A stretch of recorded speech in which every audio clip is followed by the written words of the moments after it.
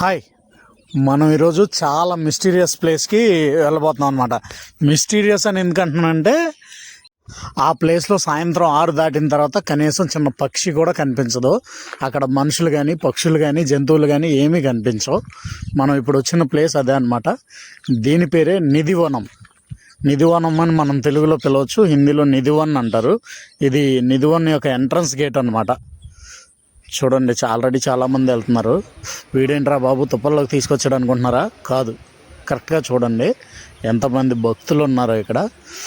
దీన్ని నిధివనం అంటారు. ఇది బృందావనంలో ఉంది. బృందావనం అంటే మీ అందరికీ తెలుసు కదా, శ్రీకృష్ణుడు పుట్టి పెరిగిన ప్రదేశం అన్నమాట. ఇప్పుడు ఈ వృక్షాలు ఏవైతే ఉన్నాయో ఇవి రాధాకృష్ణుల యొక్క చెలికత్తెలు అండ్ వాళ్ళ ఫ్రెండ్స్గా వీళ్ళందరూ నమ్ముతారనమాట ఇక్కడ లోకల్ వాళ్ళు. మీరు చూసారా, ప్రతి చెట్టు కూడా ట్విన్ ప్లాంట్స్ ఉంటాయి. 2 ప్లాంట్స్ కలిసి ఉంటాయి అండ్ అవి 2 కూడా ఇంటర్ ట్విస్టెడ్గా ఉంటాయి, అంటే మెలికలు తిరిగి ఉంటాయి అన్నమాట. రాత్రులు ఈ చెట్లు మనుషులుగా మారి నృత్యం చేస్తారు అని చెప్పి ఇక్కడ లోకల్ ప్రజల బిలీఫ్ అనమాట. ఇది చాలా మిస్టీరియస్గా ఉంటుంది, ఎందుకంటే చెట్లు ఇలా పెరగడం కూడా ఇది ఈ ప్లేస్లో ఉన్న వింతే, ఇంకెక్కడ కూడా ఇలా జరగదు. అండ్ ఇంకొకటి ఏంటంటే ఈ ప్లేస్లోని రాత్రి చూద్దామని చాలామంది ట్రై చేసి ఇక్కడ పిచ్చి వాళ్ళు అయిపోయారని, లేదా చనిపోయిన వాళ్ళు కూడా ఉన్నారని, హార్ట్ స్ట్రోక్లు వచ్చినాయని. హార్ట్ స్ట్రోకులు కూడా కాదు, కరెక్ట్గా చెప్పాలి అంటే డైరెక్ట్గా శ్రీకృష్ణుని చూసి స్వర్గానికి వెళ్ళిపోయారు అన్నట్టుగా వీళ్ళందరి మధ్యలో చాలా కథలు ప్రచారంలో ఉన్నాయి. మీరు చూస్తున్నారు కదా, చూడడానికి నార్మల్గానే ఉంది, మామూలుగా ఏదో చిన్న నిమ్మతోటలాగా ఉంది మనకి చూడడానికి. కానీ ఇక్కడ ఉన్న ప్రతి చెట్టు కూడా పెరిగిన విధానం కూడా చాలా వైవిధ్యంగా ఉంటుంది, చాలా డిఫరెంట్ అనమాట. మనకి ఎక్కడ కూడా తులసి చెట్లు ఇట్లా పెరగవు. మీరు చూస్తున్నారు కదా, దీన్ని మెయింటెనెన్స్ కూడా పగలు మాత్రమే చేస్తారు వాళ్ళు. అండ్ ఈ కోతులు ఉన్నాయి కదా, ఇవి కూడా రాత్రులు కనీసం 6 దాటిన తర్వాత చీకటి పడింది అంటే ఒక కోతి కానీ కనీసం ఒక పక్షి కానీ అక్కడ ఉండవు అన్నమాట. అది ఎందుకు జరుగుతుంది అనేది మనకు తెలియదు. కథలు అయితే చాలా ఉన్నాయి ప్రచారంలో. మీరు ఈ స్టోరీ గురించి కావాలంటే గూగుల్లోను చాట్‌జీపీటీలోను అడిగి ఇక్కడ ఏంటి అసలు ఏమేం జరిగిందని తెలుసుకోవచ్చు. అండ్ ఇక్కడ లోపల మనం ఇప్పుడు కొంచెం ఎదరికి వెళ్ళిన తర్వాత కొన్ని సమాధులు కూడా ఉన్నాయి. వాళ్ళు ఎవరైతే ఇక్కడ శ్రీకృష్ణుని చూసి అక్కడ చనిపోయారో, అంటే వాళ్ళేమో పరమ పొందించారు అని చెప్తారు. ఎందుకంటే డైరెక్ట్గా కృష్ణుని చూసి డైరెక్ట్గా స్వర్గానికే వెళ్ళిపోయారు కృష్ణుడితో పాటు అనేది వాళ్ళ బిలీఫ్ అన్నమాట. మంకీస్ చూడండి, పగలైతే ఎంజాయ్ చేస్తున్నాయి ఇవి. అయితే సాయంత్రం అయితే ఎటు వెళ్తాయో తెలియదు అనమాట.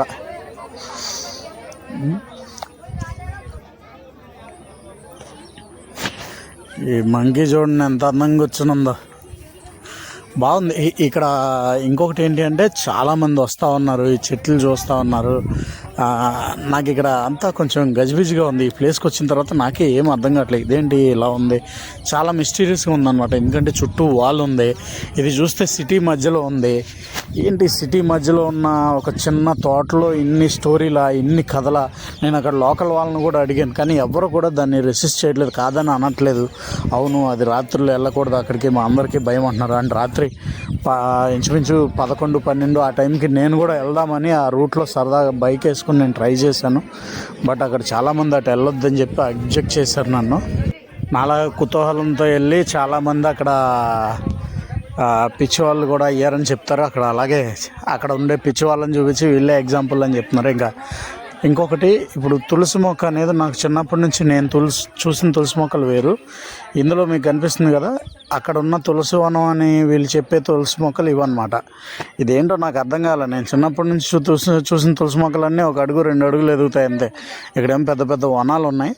అండ్ ఈ తులసి చెట్ల నుంచే అక్కడ పూసల దండలు అవి తయారు చేసి అమ్ముతూ ఉన్నారనమాట. అవి కొంచెం డిఫరెంట్గా ఉన్నాయి, నేను ఎప్పుడు చూడలేదు దీన్ని. తులసి చెట్టు అంటున్నారు వీళ్ళు. అండ్ ఈ లోపలే టెంపుల్స్ కూడా ఉన్నాయి. ఇదిగోండి, ఇక్కడ ఒక చిన్న టెంపుల్ ఉంది. ఇవన్నీ కూడా రాధాకృష్ణుల టెంపుల్సే, ఇందులో మీరు స్పెషల్గా చూడడానికి ఏం లేదు. అండ్ ఈ టెంపుల్ కూడా ఒక విశిష్టత అయితే ఉంది. విశిష్టత ఏంటి అంటే, ఈ టెంపుల్లో రాత్రిపూట వీళ్ళందరూ వెళ్ళిపోయే ముందు ఈ పూజారులు వీళ్ళు అక్కడ రాధాకృష్ణులు పడుకోవడానికి పరుపు ఏర్పాటు చేసి దాని మీద పువ్వులు జల్లి అక్కడ సుగంధ ద్రవ్యాలు, స్వీట్స్ ఇవన్నీ పెట్టి వెళ్తారనమాట. అండ్ వాళ్ళు చెప్పే అక్కడ ఉన్న పూజారులు చెప్పే వివరాల ప్రకారం ఏంటంటే, అవి వీళ్ళు మార్నింగ్ వచ్చి చూసేటప్పటికి అవన్నీ కూడా కదిలి ఉంటాయి, ఎక్కడ పెట్టినవో అక్కడ ఉండవు, అవి యూజ్ చేసినట్టుగా ఉంటాయి అని చెప్పి వాళ్ళు చెబుతూ ఉంటారు. అది ఏది ఎంతవరకు నిజం అనేది మనకి తెలియదు కాబట్టి మనమైతే మనకున్న నమ్మకాలను బట్టి, మనం ప్రజల్లో ఉన్న విషయాలను బట్టి, గత చరిత్రలను బట్టి ఎవరు ఎంతవరకు నమ్మొచ్చో అంతవరకు నమ్మండి.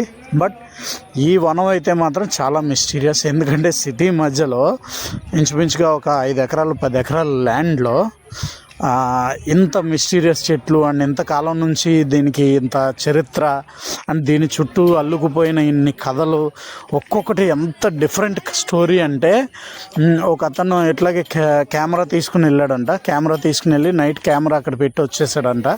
మార్నింగ్ కెమెరా తీసుకోవడానికి వెళ్ళినప్పుడు ఆ కెమెరా పని చేయలేదంట. అతను కూడా మెంటల్లీ రిటార్డెడ్ అయిపోయాడని కూడా చెప్తా ఉన్నారు వీళ్ళు. ఇది కూడా రీసెంట్గా జరిగింది, 2018లో జరిగిందని చెప్తా ఉన్నారు.